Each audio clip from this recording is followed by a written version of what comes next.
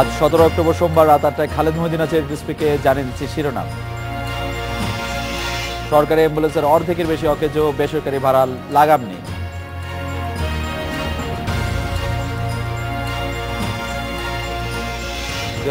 Challenge motor মেটানোর লক্ষ্যে আওয়ামী লীগের সম্মেলন, মূল্যায়নের আশায় নবীন নেতারা।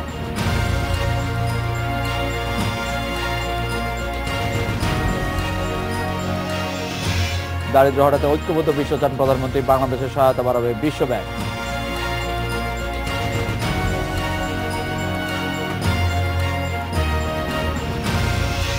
সরকারি হাসপাতালগুলোতে 192টি অ্যাম্বুলেন্সের 100টি নষ্ট, বাকি অ্যাম্বুলেন্সগুলো অনেক ক্ষেত্রে ব্যবহার হয় চিকিৎসকের ব্যক্তিগত কাজে। এই সুযোগে ইচ্ছে মতো ভাড়া নিয়ে বাণিজ্য করছেন বেসরকারি অ্যাম্বুলেন্স মালিকেরা। তবে এরই মধ্যে নতুন অ্যাম্বুলেন্স দেওয়ার প্রক্রিয়া শুরুর কথা বলছে সরকার।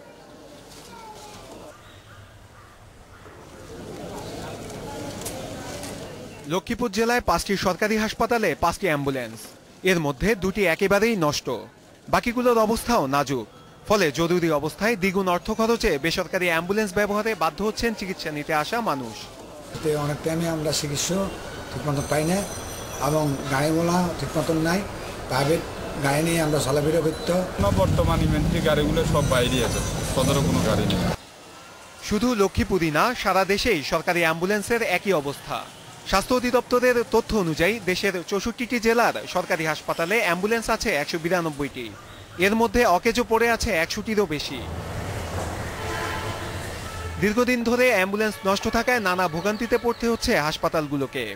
দুইটা হাসপাতালে 2টা অ্যাম্বুলেন্স আছে যেগুলো আগে থেকেই নষ্ট, ওইগুলাকে বিআরটিকে চিঠি লেখা হয়েছে, ওনারা এসে দেখে ওইগুলা প্রক্রিয়া করবেন। অভিযোগ রয়েছে অনেক চিকিৎসক ব্যক্তিগত কাজে ব্যবহার করেন সরকারি অ্যাম্বুলেন্স। স্বাস্থ্য মন্ত্রণালয় জানে এই অভিযোগের কথা। সংকট নিরসনে শিগগিরই সরকারি হাসপাতালগুলোতে নতুন অ্যাম্বুলেন্স দেয়া হবে জানালেন প্রতিমন্ত্রী। অর্থাৎ ড্রাইভারের অদক্ষতা এবং মেনটেন্যান্স ঠিকমতো টাইমলি করে না, স্পেয়ার পার্টস চেঞ্জ করা বা ওটাকে ওভারহলিং করা, এটা না করার ফলে অ্যাম্বুলেন্সগুলো নষ্ট হয়। অনেক সময় দেখা যায় যে রুগীর সেবার পরিবর্তে ব্যক্তিগত কাজেও ব্যবহার করে অ্যাম্বুলেন্স।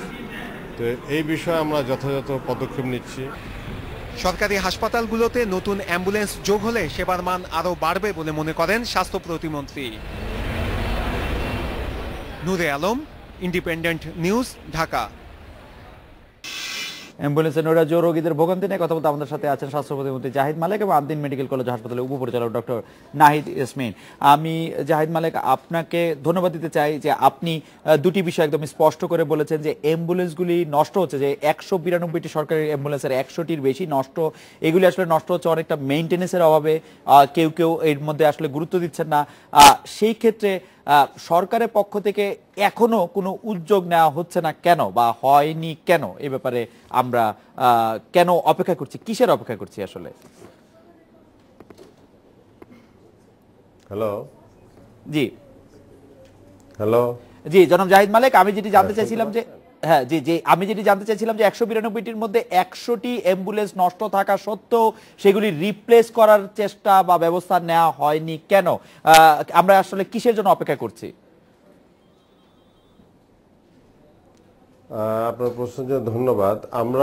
আপনি যে বললেন 100টি অ্যাম্বুলেন্স নষ্ট হয়েছে এবং সেগুলি রিপ্লেস করা হয়নি, এই কথাটি সঠিক নয়। আমরা ইতিমধ্যে 50টি অ্যাম্বুলেন্স দিয়েছি বিভিন্ন জেলা এবং উপজেলা হাসপাতালে, যেখানে অ্যাম্বুলেন্সের ডিমান্ড ছিল, এবং আজকেও আমরা আরও 40টি অ্যাম্বুলেন্স হ্যান্ডওভার করেছি এবং অল্প দিনে আরও 14টি অ্যাম্বুলেন্স আমরা দিব। যেখানে যেখানে ডিমান্ড ছিল সেখানে দেওয়া হয়েছে, এবং আমরা আগামীতে ডিমান্ড অনুযায়ী এবং আমাদের ফান্ড অ্যাভেলেবিলিটির উপরে দেখে আমরা আবারও অ্যাম্বুলেন্স প্রকিউর করব এবং আমরা দিব। জনাব জাহিদ মালেক, এই 41টি অ্যাম্বুলেন্স আপনারা হ্যান্ডওভার করলেন, এই অ্যাম্বুলেন্সগুলি আপনাদের কাছে কি ছিল? কবে থেকে ছিল? মানে আপনারা হ্যান্ডওভার করার জন্য আজকের দিনটি বেছে নিলেন কেন? এটি গতকাল নয় কেন, 1 মাস আগে নয় কেন, 2 দিন পরে নয় কেন? আমরা অ্যাম্বুলেন্সটি পেয়েছি বেশি দিন হয়নি। আমরা এই অ্যাম্বুলেন্সটি ধরেন গত সপ্তাহের দিকে আমাদের কাছে এসেছে এবং এটা তো ব্যাচ বাই ব্যাচ আসে। জি। যখন এসেছে তখন আমরা এটাকে দেওয়ার ব্যবস্থা নিয়েছি এবং আমার যেখানে যেখানে দিব সেই মাননীয় সংসদ সদস্য, মন্ত্রীবৃন্দ এবং হাসপাতালের কর্মকর্তা ওনাদেরকে আমরা আহ্বান করেছি যে আপনারা এই আমাদের সিএমএইচডিতে আসুন, এসে ফর্মালি এই অ্যাম্বুলেন্সগুলো হ্যান্ডওভার নেন এবং আমরা এই সুযোগে কিছু অ্যাম্বুলেন্সের মেনটেনেন্স সম্বন্ধে এবং এই অ্যাম্বুলেন্সের কিভাবে এটাকে পরিচালনা করতে হবে এ বিষয়েও কিছু বলার সুযোগ পাবো। সে কারণেই আমরা আজকে এই দিনটি বেছে নিয়েছিলাম যাতে ফর্মালি সুন্দরভাবে আমরা হ্যান্ডওভার করতে পারি। মাননীয় মন্ত্রী, এখন এই মুহূর্তে আমাদের সরকারি হাসপাতালগুলিতে মোট কয়টি সচল অ্যাম্বুলেন্স রয়েছে? জি, আমাদের সরকারি হাসপাতালগুলিতে এই মুহূর্তে মোট কয়টি সচল অ্যাম্বুলেন্স রয়েছে? অচল অ্যাম্বুলেন্সের সংখ্যা এই মুহূর্তে আমি একদম আপনাকে সঠিক তথ্য দিতে পারবো না, বাট এটা তো যখনই কোনো একদম যেগুলো নষ্ট হয়ে যায়, মেনটেনেন্স করার উপযোগী থাকে না, তখন তো আমাদের কাছে অ্যাম্বুলেন্সের ডিমান্ডই আসে। আর যেগুলো মোটামুটি চালু অবস্থায় থাকে সেগুলো মেনটেন করার চেষ্টা করে এবং সে মেনটেন করার জন্য আমরা প্রয়োজনীয় পদক্ষেপ গ্রহণ করতে বলি এবং তারা মেনটেন করে চালায় এবং স্থানীয়ভাবে যারা এই অ্যাম্বুলেন্সগুলো দেখেন, বিশেষ করে সিএস এবং টিএইচও এবং হাসপাতালের ম্যানেজমেন্ট কমিটি, ওনারাও এই মেনটেনেন্স করার উদ্যোগ নিয়ে থাকেন। চালু অ্যাম্বুলেন্সের সংখ্যা এখন আমাদের কাছে কতটি সরকারি হাসপাতালগুলিতে? চালু অ্যাম্বুলেন্সের সংখ্যা সরকারি হাসপাতালগুলিতে এই মুহূর্তে মাননীয় মন্ত্রী আমাদের কাছে কতগুলি অ্যাম্বুলেন্স চালু রয়েছে? এখানে জি, একদম এটার সঠিক তথ্য দেওয়া মুশকিল। আপনাকে মনে রাখতে হবে যে প্রতিটি উপজেলা হাসপাতাল আমাদের, আপনি জানেন উপজেলা প্রায় 450 রয়েছে, প্রতিটি হাসপাতালের জন্য একটি করে অ্যাম্বুলেন্স তো রয়েছেই এবং জেলা হাসপাতালগুলোতে প্রতিটি জেলা হাসপাতালের একটি আছে, কোনো কোনো হাসপাতালে দুটি এবং তিনটাও আছে। তা আমাদের জেলা তো 65টা, তা আপনি ওভাবে অনুমান করে নিতে পারেন কতগুলো। আর ডিভিশনাল হাসপাতালে এবং অন্যান্য টার্সিয়ারি লেভেলের হাসপাতালে একাধিক থাকে, 4টা 5টা করে 7টা করেও থাকে। তার মানে প্রায় 1000 খানেক অ্যাম্বুলেন্স রয়েছে আমাদের। 450টা যদি উপজেলা থাকে, যে আমাদের প্রায় 1000 খানেক। আমরা আমাদের প্রতিবেদক যিনি 192টি সরকারি হাসপাতালের মানে সরকারি অ্যাম্বুলেন্সের তথ্য দিয়েছিলেন, তিনি নিশ্চয়ই সঠিক তথ্য দেন নাই। জি, মাননীয় মন্ত্রী, আপনি আমাদের সঙ্গে থাকবেন। আমি ডক্টর নাহিদ ইয়াসমিনকে একটু জানতে চাইবো যে কোন অবস্থায় আপনারা বেসরকারি অ্যাম্বুলেন্স সেবা সাধারণ মানুষের জন্য দিতে চাইলেন? ডক্টর নাহিদ ইয়াসমিন, আপনি প্রশ্নটি আরেকবার বলেন, শুনতে পাইনি। আপনারা কি কারণে, আসলে কি দেখে প্রথম বেসরকারি অ্যাম্বুলেন্স বা আপনারা যে অ্যাম্বুলেন্স সেবা দিচ্ছেন আমাদের সেটি দিতে চাইলেন? মানে সরকারি হাসপাতালের অ্যাম্বুলেন্সের কোন পরিস্থিতিতে আপনারা এটি দিতে চাইলেন? এটিকে কেন আপনারা জরুরি মনে করলেন? আচ্ছা, আমরা আদ্দিন হাসপাতালে সবসময় স্বল্প মূল্যে মানসম্মত সেবা আমরা দিয়ে থাকি। আমাদের প্রতিদিন গড়ে প্রায় 1500 রোগী আমাদের এই হাসপাতালে বহির্বিভাগে চিকিৎসা সেবা নিতে আসে। তার মধ্যে 300 থেকে 400 জন গর্ভবতী মা আসে আমাদের এখানে সেবা নেওয়ার জন্য এবং প্রতিদিন প্রায় 40 থেকে 50টি ডেলিভারি আমাদের এখানে হয়। মূলত এই গর্ভবতী মাদের নিরাপদে হাসপাতালে আনা নেওয়ার জন্যই আমরা নামমাত্র মূল্যে অ্যাম্বুলেন্স সেবা আমরা চালু করেছি এবং পাশাপাশি যেন তারা দ্রুত সেবা নিতে পারে। আমরা জানি যে মাতৃমৃত্যুর হার অনেকাংশেই বেড়ে যায় 3 ডিলেজ বা 3টি দেরির কারণে। তার মধ্যে অন্যতম একটি হচ্ছে ট্রান্সপোর্ট ডিলে। এই কনসেপ্ট থেকেই আমাদের নির্বাহী পরিচালক স্যার ডাক্তার শেখ মহিউদ্দিন তিনি এই অ্যাম্বুলেন্স সেবা। আমি প্রশ্নের সাথে একটু যোগ করতে পারি যে আপনারা এই অ্যাম্বুলেন্স সেবা দিতে গিয়ে বড় কোনো চ্যালেঞ্জ অনুভব করছেন কিনা, আপনাদের কোনো সংকটের মধ্যে আপনাদের পড়তে হচ্ছে কিনা, বা সরকারের সাথেও তো আপনাদের যে বিশেষ করে স্বাস্থ্য মন্ত্রণালয়ের সাথে যে আপনারা সংযোগ রাখছেন সেটাতে কোনো সমস্যা হচ্ছে কিনা? না আমি বলছি, তো আমাদের এই গর্ভবতী মাদের নিরাপদে আমরা যে সহজেই সেবা নেওয়ার জন্য হাসপাতালে আনতে পারি, এবং স্বাস্থ্য অধিদপ্তরের ওয়েবসাইটেও আমাদের এই অ্যাম্বুলেন্সের নাম্বার দেওয়া আছে, যেন ঢাকা শহরের যে কোনো রোগী যে কোনো সময় আমাদের এই অ্যাম্বুলেন্স সেবা নিতে পারে। এবং আমাদের ওয়েবসাইটে যে নাম্বার দেওয়া আছে, পাশাপাশি এই কার্ড আমরা সব রোগীকেই দিয়ে থাকি, এবং যাতে করে এই ফোন নাম্বারে রোগীরা সহজেই যোগাযোগ করতে পারে। শুধুমাত্র 330 টাকায় ঢাকা মহানগরীর মধ্যে আমাদের এই অ্যাম্বুলেন্স সেবা আমরা দিতে পারি। এবং আমাদের জিপিএস সিস্টেম আছে, কোনো রোগী যদি কোনো জায়গা থেকে ফোন করলো সেটা আমরা খুব সহজেই দেখতে পারি, এবং দ্রুততম সময়ে কাছাকাছি যে অ্যাম্বুলেন্স থাকে সেই অ্যাম্বুলেন্স দিয়েই আমরা রোগীটাকে খুব তাড়াতাড়ি নিরাপদে হাসপাতালে সেবার জন্য নিয়ে আসতে পারি। এবং আমাদের দিনে দিনে এর চাহিদা আরো বেড়ে যাচ্ছে, এবং আমাদের এখন এই মগবাজার ঢাকা দিনে আছে 50টি অ্যাম্বুলেন্স। এছাড়া আমাদের কেরানীগঞ্জ আরেকটি হাসপাতাল, ওখানে আরো 7টি অ্যাম্বুলেন্স আছে আমাদের। এবং আমরা ঢাকা মহানগরীতে এই যে এতগুলো অ্যাম্বুলেন্সের মাধ্যমে সেবা দিচ্ছি, তারপরেও আমাদের চাহিদা বাড়ছে। ইনশাআল্লাহ ভবিষ্যতে আমরা আরো কিছু অ্যাম্বুলেন্স নিয়ে আসবো, যাতে করে আমাদের রোগীরা অ্যাম্বুলেন্সের মাধ্যমে খুব দ্রুততম সময়ে নিরাপদে হাসপাতালে এসে সেবা নিতে পারে। নাহিদ ইয়াসমিন, আপনাকে ধন্যবাদ। আমি ডক্টর জাহিদ মালিক, আমি একটা বিরতি নিচ্ছি, বিরতির পর ফিরে এসে আপনি যে কথা আমাদের সাংবাদিকদের বলেছেন যে ব্যক্তিগত কাজেও অনেকে অ্যাম্বুলেন্স ব্যবহার করেন বলে আপনার কাছে খবর রয়েছে, আপনি নিজেই এটি আমাদেরকে জানিয়েছেন, তাদের বিরুদ্ধে আপনি কোনো ব্যবস্থা নিচ্ছেন কিনা, ব্যবস্থা নেওয়ার কোনো রকম কোনো উদ্যোগ রয়েছে কিনা, এইটি আপনি বন্ধ করতে চান কিনা, সেটি আমরা আপনার কাছ থেকে শুনবো। আমরা একটা বিরতি নিয়ে ফিরছি আপনাদের কাছে।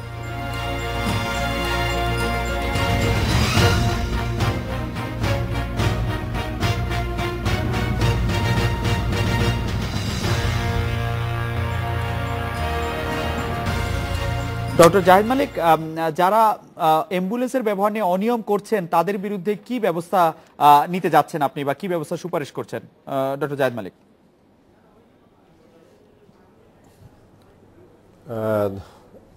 আপনারা জানেন যে অ্যাম্বুলেন্স বিভিন্ন জায়গায় ব্যবহার হয়, ধরেন জেলা, উপজেলায় এবং শহরে।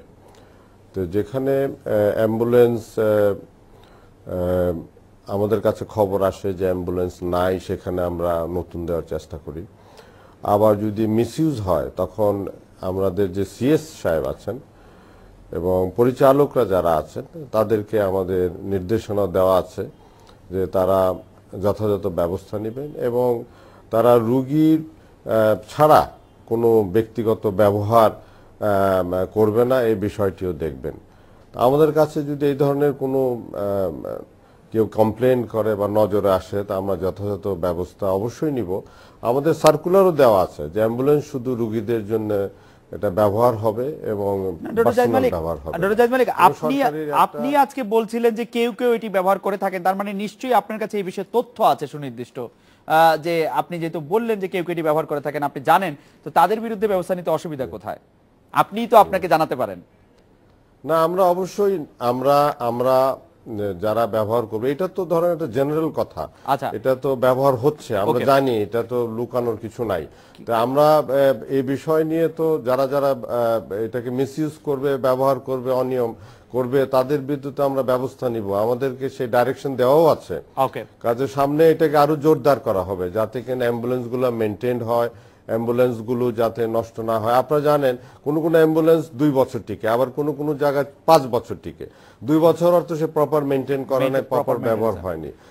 5 বছরে হলো কি নরমাল ওয়ারেন্টিয়ারে এটা নষ্ট হয়ে যাবে, নতুন দিতে হবে। ডক্টর জাহিদ মালিক, আপনাকে ধন্যবাদ। আমি ডক্টর নাহিদ ইয়াসমিনের কাছে জানতে চাইবো যে আপনারা যে অ্যাম্বুলেন্স সেবাটি আদ্দিন হাসপাতালের পক্ষ থেকে চালিয়ে থাকেন, সেটি কি আপনাদের কোনো লাভজনক ব্যবস্থা? যদি লাভজনক না হয় তাহলে সেই ভর্তুকিটি আপনারা কোত্থেকে দেন? ডক্টর নাহিদ ইয়াসমিন। আমাদের এই অ্যাম্বুলেন্স সেবা আমরা লাভ চিন্তা করে বা কমার্শিয়াল চিন্তা করে আমরা করি নাই, কারণ আপনি জানেন আমাদের অ্যাম্বুলেন্স সেবা মাত্র 330 টাকার মধ্যে আমরা ঢাকা মহানগরীর মধ্যে সেবা দিয়ে থাকি, এবং আমাদের এই হাসপাতাল আমাদের নিজস্ব খরচেই চলে, এবং আমরা এখানে সেই রকম ভর্তুকিও দেওয়ার প্রয়োজন হয় না যে আমরা অন্য জায়গা থেকে এনে দেব। আমাদের যেটুকু আমাদের প্রয়োজন তার মধ্যে আমাদের হয়ে যায়, প্রয়োজন হলে আমাদের হাসপাতাল থেকে আমরা সেটা ব্যবস্থা করে থাকি। আর আমাদের অ্যাম্বুলেন্স শুধুমাত্র রোগীর সেবাতেই ব্যবহার হয়ে থাকে, অন্য কোনো পারপাসে কখনোই ব্যবহার হয়ে থাকে না। এবং আমাদের এই অ্যাম্বুলেন্স 24 ঘন্টায় চালু থাকে, যে কোনো সময় যে কোনো রোগী আমাদের অ্যাম্বুলেন্সে, আমাদের শুধুমাত্র আমাদের হাসপাতালে না, ঢাকা শহরে যে কোনো হাসপাতালে যাওয়ার জন্য ব্যবহার করতে পারে। ডক্টর নাহিদ ইয়াসমিন, আপনাকে অনেক ধন্যবাদ। অনেক ধন্যবাদ ডক্টর জাহিদ মালেক আপনাকে। রেসপেক্টে বিরতি নিচ্ছে, একটি ফিরছি তারপরে।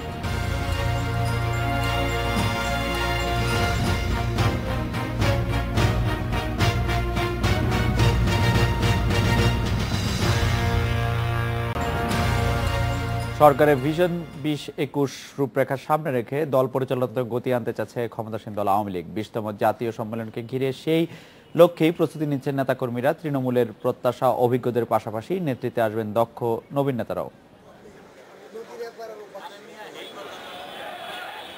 আওয়ামী লীগের জাতীয় সম্মেলন ঘিরে দেশ জুড়ে চাঙ্গা দলটির নেতাকর্মীরা। তৃণমূলের প্রত্যাশা ত্যাগী নেতারাই আগামী কমিটিতে ঠাঁই পাবেন। অভিজ্ঞদের পাশাপাশি মূল্যায়িত হবেন মাঠের রাজনীতিতে দক্ষ নবীন নেতারাও। সত্যিকার অর্থে যারা নিবেদিত প্রাণ, তাদের সমন্বয়ে আমরা এই আগামী যে আমাদের যে ত্রাণ 3 বছরের, এটা আমরা অত্যন্ত সফলতার সঙ্গে আমরা পরিচালনা করতে পারবো। এই সংগঠনকে আরো গতিশীল করার জন্য প্রবীণ এবং তরুণের সমন্বয়ে একটি নতুন কমিটি যদি তৈরি করা হয়, সেই কমিটি জাতির আশা আকাঙ্ক্ষা পূরণের জন্য আমার মনে হয় যথেষ্ট। আগামী দিনে এই সংগঠনকে গতিশীল রাখার সাথে যাকে যাকে প্রয়োজন ওনাকেই সিদ্ধান্ত নিতে হবে, কারণ অনেক সময় আমরা তৃণমূল থেকে সিদ্ধান্ত ভুল নিতে পারি, আবেগের বশত ভুল নিতে পারি, যেটা নেত্রী ভুল করবেন। আওয়ামী লীগের নীতি নির্ধারকেরা বলছেন, সম্মেলনে যে কোনো বিষয়ে কাউন্সিলররাই চূড়ান্ত সিদ্ধান্ত নেবেন। প্রধানমন্ত্রী শেখ হাসিনা সভাপতির পদ ছাড়তে চাইলেও তাকেই এ পদে চান দলের সব স্তরের নেতাকর্মী। সেই সাথে বঙ্গবন্ধু পরিবারের সদস্যদেরও কার্যনির্বাহী কমিটিতে দেখতে চান মাঠের নেতারা। সাজিব ওয়াজেদ জয় বা সাইমা ওয়াজেদ পুতুলকে আমরা আগামী সম্মেলনের কোনো পোস্টে বা রেজওয়ান সিদ্দিককে আমরা পাবো কিনা, মানে ববি, সেটা নির্ভর করে শেখ হাসিনা আর শেখ রেহানার উপরে। দলীয়ভাবে আমরা খুবই তাদের নেওয়ার জন্য আগ্রহী থাকব। এই 6,500 কাউন্সিলরে কিন্তু আমাদের সভাপতি সাধারণ সম্পাদক আমাদের নির্ধারণ করবেন। তো স্বাভাবিকভাবে তৃণমূলেরকেই সবচেয়ে বেশি প্রাধান্য দেওয়া হয় আওয়ামী লীগের, যেটা এবারও দেওয়া হবে। আগামী শনি ও রোববার ক্ষমতাসীন দলটির জাতীয় সম্মেলনে যোগ দেবেন 6,570 জন কাউন্সিলর। ডেলিগেট থাকবেন আরও 30,000। অনিমেষ কর, ইন্ডিপেন্ডেন্ট নিউজ, ঢাকা। আওয়ামী লীগের সম্মেলনে কথা বলতে আমাদের সাথে আছেন সিলেট মহানগর আওয়ামী লীগের সাধারণ সম্পাদক আসাদুদ্দিন আহমেদ, আছেন বগুড়া জেলা আওয়ামী লীগের সাধারণ সম্পাদক মুজিবুর রহমান মজনু এবং মোহাম্মদ আসুজ্জামান আসাদ, সাধারণ সম্পাদক রাজশাহী জেলা আওয়ামী লীগেরও আছেন আমাদের সঙ্গে।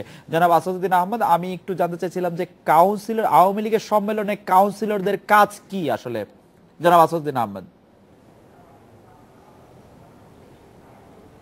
হ্যালো। আওয়ামী লীগের সম্মেলনে কাউন্সিলরদের কাজ কি আসাদ ভাই?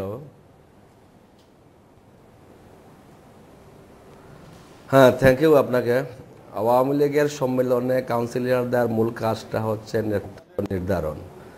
তো এটা সেকেন্ড অধিবেশনই সাধারণত সম্পন্ন হয়। তো মূল কাজটাই হচ্ছে আসলে কাউন্সিলররা তাদের আগামী দিনের সম্মেলনে যে নেতৃত্ব আসবে সেটাকে নির্ধারণ করা। এবার নেতৃত্বটি কিভাবে নির্ধারিত হবে? আপনি কিভাবে নেতৃত্ব নির্বাচন করবেন? জি, নেতৃত্বটি কিভাবে নির্বাচিত হবে, মানে আপনি কাকে নেতৃত্বে নির্বাচন করতে পারবেন, বা সিলেট মহানগর আওয়ামী লীগের পক্ষ থেকে যিনি কাউন্সিলর হবেন, কাউন্সিলর পদে যাবেন এবং কাউন্সিলর হয়ে ভোট দিবেন, তিনি কিভাবে নেতৃত্ব নির্বাচন করবেন? কারা কারা প্রার্থী আছে এখন? হ্যাঁ, সেটা একটা গুরুত্বপূর্ণ বিষয়। প্রার্থী আছেন বলতে তো আমাদের এখনো পর্যন্ত সম্মেলনে গেলে পরে বুঝবো কারা কারা প্রার্থী আছেন। তো আমাদের যেটা হয় সাধারণত কাউন্সিল অধিবেশন বসে, সেখানে সভাপতি সাধারণ সম্পাদকের নাম প্রস্তাব হয়। নাম প্রস্তাব হওয়ার পরে কাউন্সিলরদের মতামতের ভিত্তিতেই আপনাকে ধন্যবাদ। আমি একটু মুজিবুর রহমান মজরুবের কাছে যেতে চাই বগুড়ায়। আপনি যদি মানে সম্মেলনে গিয়ে জানেন যে কে কে প্রার্থী আছেন, সেই ক্ষেত্রে আপনি সিদ্ধান্ত কি এককভাবে নেবেন, বা নাকি আপনি কারোর সঙ্গে তো কথা বলতে পারবেন না? মানে সেটি কিভাবে জনগণের মনের ইচ্ছা প্রতিফলিত হবে, বা আপনার নেতাকর্মীদের ইচ্ছা প্রতিফলিত হবে? মজনু ভাই। ধন্যবাদ আপনাকে। কাউন্সিল অধিবেশনে আমার বগুড়া সহ সারা বাংলাদেশের জেলার কাউন্সিলর নির্ধারিত করা আছে। তারা গেলে সেখানে প্রার্থী এখন তো কেউ হয়নি নাই। প্রথম সেশন শেষ হওয়ার পরে যখন কাউন্সিল অধিবেশনের আগে যখন প্রার্থী নির্বাচিত হবেন, তখন আমরা আলোচনা সাপেক্ষে সিদ্ধান্ত নেব কাকে দিলে কার সাথে আলোচনা আগামী করবেন দিনে দল মজনু ভাই কার সাথে আলোচনা করবেন আমরা বগুড়া ইউনিট যারা আমরা কাউন্সিলর আছে আমরা আমাদের মতামত আলাপ করব আপনারা আপনাদের মত করে আলোচনা করবেন সর্বোপরি আমাদের যিনি নেত্রী জি অবশ্যই তাদের মধ্যে কি আলোচনা করবেন তাছাড়া আমাদের যিনি নেত্রী জি আমাদের বিশ্বাস যে আমাদের যিনি নেত্রী বঙ্গবন্ধুর কন্যা জননেত্রী শেখ হাসিনা জি যেভাবে তার গতিশীল নেতৃত্ব দেশ থেকে এগিয়ে নিয়ে যাচ্ছে সেক্ষেত্রে আমরা মনে করি যে ত্যাগী সৎ এবং যিনি আন্তরিকতা দিয়ে জননেত্রী শেখ হাসিনার হাতকে শক্তিশালী করে আমাদের মুক্তিযুদ্ধের চেতনায় তাকে কেমনে চেনা যাবে মজনু ভাই তাকে চেনা যাবে কেমনে কে ত্যাগী কে জননেতা যারা আওয়ামী লীগ করে তারা সবাই তো ত্যাগী তারা তো সবাই জনগণের বন্ধু আমরা যারা দীর্ঘদিন আওয়ামী লীগ তো ত্যাগী ছাড়া নাই সবাই হতে যাবেন না যারা হবেন জি আওয়ামী লীগ তো ত্যাগী ছাড়া ঠিক আছে এর মধ্যে থেকে যারা আওয়ামী লীগ তো ত্যাগী ছাড়া নাই সবাই ত্যাগী তো না আমি কিন্তু সেটা বলতেছি না জি ত্যাগী সবাই আছে তার মধ্যে সবাই তো আর নেতৃত্বে যাইতে পারবেন না যেতে চাইবেনও না জি যারা চাবেন যারা ইচ্ছা প্রকাশ করবেন তখন আমরা তাকে নির্বাচিত করব আমরা তো চিনি সবাইকে কে কি রকম জি জি তখন আমরা সিদ্ধান্ত নেব যে নেতা হইতে চাবেন তাকে আপনারা নির্বাচিত করবেন আসাদ ভাই এই ব্যাপারটি কি এরকম যে আপনারা কাউন্সিল অধিবেশনে গিয়ে আপনাদের শীর্ষ নেতারা বা আমি যদি আরো বলি দলীয় সভানেত্রী যাকে নির্বাচিত যে পদে করতে চান আপনারা তাকে সমর্থন জানিয়ে আসবেন সেটি কাউন্সিলের উদ্দেশ্য ও লক্ষ্য আসাদ ভাই ধন্যবাদ আপনার প্রশ্নের জন্য আমি এতক্ষণ শুনছিলাম আমাদের অন্য দুইজন নেতার কথা বিগত দিনেও আপনারা আওয়ামী লীগের সম্মেলন দেখেছেন এটি বলতে দ্বিধা নেই গণপ্রজাতন্ত্রী বাংলাদেশ সরকারের মাননীয় প্রধানমন্ত্রী আওয়ামী লীগের সভানেত্রী দেশরত্ন শেখ হাসিনা আওয়ামী লীগকে যেভাবে পরিচালিত করেন এবং এই কারণে আওয়ামী লীগ আজকে রাষ্ট্রীয় ক্ষমতায় আমরা রাজশাহী জেলা আওয়ামী লীগ কার্যনির্বাহী কমিটির সভা করেই সিদ্ধান্ত নিয়েছি মাননীয় সভানেত্রী যে আঙ্গিকে কমিটি চাই আমরা রাজশাহী জেলার প্রায় 95 জন কাউন্সিলর আমরা মাননীয় নেত্রীর নেতৃত্বেই কেন্দ্রীয় আওয়ামী লীগের নতুন নেতৃত্ব নির্বাচন করার জন্য আমাদের প্রস্তাবনা আছে আচ্ছা মানে নেত্রী যেটি ঠিক করে দিবেন সেটি আপনারা মেনে নেবেন সেটি হচ্ছে কাউন্সিলে আপনারা সিদ্ধান্ত নিয়েছেন জি জি জি জি জনাব আসাদুদ্দিন আহমেদ সিলেটের আসাদ ভাইয়ের কাছে একটু জানতে চাইবো যে রাজশাহীর আসাদ ভাই এবং সিলেটের আসাদ ভাই একটু হয়ে যাচ্ছে সিলেটের আসাদ ভাইয়ের কাছে জানতে চাইবো যে আওয়ামী লীগ সভানেত্রী কিন্তু নতুন নেতৃত্ব খুঁজছেন আওয়ামী লীগ সভানেত্রী বারবার নতুন নেতার কথা নতুন সময়ের কথা নতুন চ্যালেঞ্জের কথা বলছেন সেই ক্ষেত্রে আপনারা আসলে কি ভাবছেন আসাদ ভাই সিলেটের জি জি দেখুন আসলে এবারকার সম্মেলনটা আমাদের জন্য খুবই গুরুত্বপূর্ণ তিনটি কারণে প্রথম কারণটি হচ্ছে আগামী আপনার 19 সালে জাতীয় সংসদ নির্বাচন হবে নাম্বার 2 হচ্ছে জঙ্গে উত্থান ঠেকাতে হবে এবং নাম্বার 3 হচ্ছে আওয়ামী লীগ জননেত্রী শেখ হাসিনার নেতৃত্বে যেভাবে বাংলাদেশকে উন্নয়নের সড়কে তুলেছেন সেই উন্নয়নের ধারাবাহিকতা আমাদেরকে রক্ষা করতে হবে সুতরাং আওয়ামী লীগকেও আজকে সেইভাবে সাজাতে হবে যাতে করে আওয়ামী লীগ সরকারের সহযোগী শক্তি হিসাবে আমাদের এই বিষয়গুলো বা ইতিমধ্যে যেগুলো আমরা অ্যাচিভমেন্ট করেছি সেই বিষয়গুলোকে ধরে রাখা যায় সুতরাং এই বিষয়গুলো করতে গেলে সর্বপ্রথমেই দায়িত্ব হবে আমাদের ক্ষমতায় থাকতে হবে অথবা যেতে হবে এবং সেটা করতে গেলে আমি একটু খুব সংক্ষেপে বা এক শব্দে দুই শব্দ আপনার কাছে একটু জানতে চাইবো যে আপনি কি সত্যিই মনে করেন আওয়ামী লীগের নেতৃত্ব নির্বাচনে আপনার কোনো ভূমিকা রয়েছে সিলেটের কোনো কাউন্সিলরের কোনো ভূমিকা রয়েছে ক্লিয়ার প্রশ্নটা আপনার বোঝা যায়নি সিলেটের কোনো কাউন্সিলরের কোনো ভূমিকা রয়েছে আওয়ামী লীগের নেতৃত্ব নির্বাচনের ক্ষেত্রে অবশ্যই ভূমিকা রয়েছে কাউন্সিল অধিবেশন হবে কাউন্সিল অধিবেশন বসলে পরে অবশ্যই আমরা আমাদের ভূমিকা রাখবো মজনু ভাই আপনার কাছেও একই প্রশ্ন করতে চাই যে নতুন নেতৃত্ব নির্বাচনে শেখ হাসিনার আহ্বান বা শেখ হাসিনার ইশারার ক্ষেত্রে আপনারা কোনো পরামর্শ দিচ্ছেন কিনা শেখ হাসিনাকে যে কে নতুন নেতৃত্ব আসতে পারে কোথায় নতুন নেতৃত্ব আসতে পারে মজনু ভাই নেতা নির্বাচনের ব্যাপারে তো পরামর্শ আমাদের কাছে চাওয়া হয়নি নীতি নির্ধারণের সাংগঠনিক বিষয়ে কিছু পরামর্শ চাওয়া ছিল সেটা আমরা দিচ্ছি আচ্ছা আর নেতা নির্বাচনে আমি আগেই বলছি যে মূলত ফার্স্ট সেশন শেষ হওয়ার পরে প্রার্থী যারা হবেন, আর মূলত যে কথাটা সত্যই যে আমাদের বর্তমান নেত্রী বঙ্গবন্ধুর কন্যা, তার যে গতিশীল নেতৃত্ব, তার তো বিকল্প ভাবার কোনো অবকাশ নাই। আচ্ছা, এবং মজু ভাই তার বিকল্প ভাবার অবস্থা। মজু ভাই, আপনি এই বগুড়া জেলা আওয়ামী লীগের সাধারণ সম্পাদক কিভাবে হলেন? কিভাবে হলাম? জি হ্যালো, জি জি, কিভাবে হলেন আপনি? আমাদের তো আপনি জানেনই যে এটা কিন্তু গণতান্ত্রিক প্রক্রিয়া। আওয়ামী লীগ আপনারা জানেন যে একদম তৃণমূল পর্যায় থেকে জেলা পর্যন্ত একদম কাউন্সিলরদের ভোটে সমর্থনে প্রার্থী নির্বাচিত হয়। আমাদের এখানে প্রার্থী প্রত্যাহার করে নিয়েছিল, 3জন প্রার্থী ছিল, 2জন প্রার্থী করার পরে প্রত্যাহার পরে এটা বিনা প্রতিদ্বন্দ্বিতায় আমি মূলত হয়েছি। আর সভাপতি পদে কোনো প্রার্থী ছিল না। আচ্ছা, আপনি বিনা প্রতিদ্বন্দ্বিতায় নির্বাচিত হয়েছেন? হ্যালো, আপনি বিনা প্রতিদ্বন্দ্বিতায় নির্বাচিত হয়েছেন? জি জি জি, 2বার। যারা আপনার সাথে প্রতিদ্বন্দ্বিতা করেছেন তাদেরকে কি আপনি ভয়ভীতি দেখিয়ে বসিয়ে দিয়েছেন? তারা নিজেরা প্রত্যাহার করে নিয়েছে। তারা নিজেরা প্রত্যাহার করে নিয়েছে। মজু ভাই, আপনাকে অনেক ধন্যবাদ এবং আপনাদের কাউন্সিলের সাফল্য কামনা করছি। বিরতি নিচ্ছে রেডিও স্পিকার একটি, ফিরছি একটু পরে।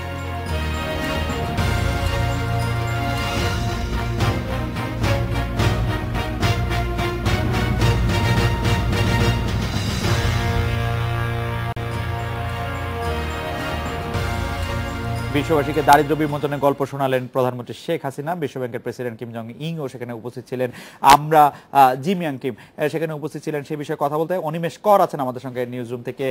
অনিমেষ, বিশ্বব্যাংকের সাথে এই পর্যন্ত সম্পর্কের বেশ টানাপোড়েন দেখা গিয়েছিল পদ্মা সেতুতে অর্থায়ন নিয়ে। আজ বিশ্বব্যাংকের প্রেসিডেন্টের সফরের মাধ্যমে নতুন সহায়তার ঘোষণা দেওয়ার মাধ্যমে তা কিছুটা কাটলো কিনা? আওয়ামী লীগের নীতি নির্ধারকরা কি বলছেন? যা কিছু আমরা শুনেছি তা তো শুনেইছি, আপনার কাছে তারা কি বলছেন? আওয়ামী লীগের নীতি নির্ধারকরা বলছেন যে বাংলাদেশ এবং বিশ্ব ব্যাংকের সাথে একটি সম্পর্ক যে টানাপোড়েন ছিল সেটি এই সফরের মধ্য দিয়ে একটি প্রকাশ্যে বেরিয়ে আসলো যে সেই টানাপোড়েন শেষ হয়ে গেছে। এবং অর্থমন্ত্রী নিজেও বলেছেন যে এই সম্পর্ক একটি উচ্চতায় অধিষ্ঠিত হলো আজকে, এবং তিনি আশা করছেন যে এতদিন 5,200 কোটি মার্কিন ডলারের প্রতিশ্রুতি ছিল সেটি $7,000 উন্নীত হবে বলে অর্থমন্ত্রী আশা করছেন। এবং এই সফরের মধ্য দিয়ে বিশ্বব্যাংকের সাথে পদ্মা সেতু ইস্যুতে যে টানাপোড়েন ছিল সেটি নিয়ে সাংবাদিকরা বিশ্বব্যাংকের প্রেসিডেন্টকে প্রশ্নও করেছিল, কিন্তু তিনি সরাসরি সেই প্রশ্নের কোনো উত্তর দেননি, তিনি এড়িয়ে গেছেন। তবে তার মুখে আমি যতক্ষণ ধরে তিনি কথা বলেছেন ততক্ষণ বাংলাদেশের প্রশংসাই করেছেন, বাংলাদেশের নারীর ক্ষমতায়নের প্রশংসা করেছেন, বাংলাদেশের উন্নয়নের প্রশংসা করেছেন। এবং তিনি একটি কথা বলেছেন যে শুধু অবকাঠামোগত খাতেই বিনিয়োগ করলে হবে না, এটি মানব উন্নয়নের খাতেও বিনিয়োগ করতে হবে। এবং বাংলাদেশ সেই কাজটি খুব সফলভাবে দেখিয়েছে। বাংলাদেশ এখন পৃথিবীর কাছে একটি অনুকরণীয় দৃষ্টান্ত, একটি দেশ একেবারেই নিম্ন আয়ের দেশ থেকে নিম্ন মধ্য আয়ের দারিদ্র দূরীকরণে বাংলাদেশের যে সাফল্য দেখিয়েছে এবং বিশ্ব ব্যাংকের যে অ্যাকনলেজমেন্ট, আপনি যেটি বললেন যে বিশ্ব ব্যাংকের প্রেসিডেন্ট বারবার সেটি বলছেন, তার জন্য প্রধানমন্ত্রী শেখ হাসিনাও অনেকখানি ধন্যবাদই দিলেন তাকে। সেই সময় শেখ হাসিনাকে আমরা টেলিভিশনে দেখছিলাম অনেক কনফিডেন্ট মনে হচ্ছিল, এবং বিশ্ব ব্যাংকের প্রেসিডেন্টও বুঝতে পারছিলেন যে সেই সময়টার কথা যদি একটু বলতেন।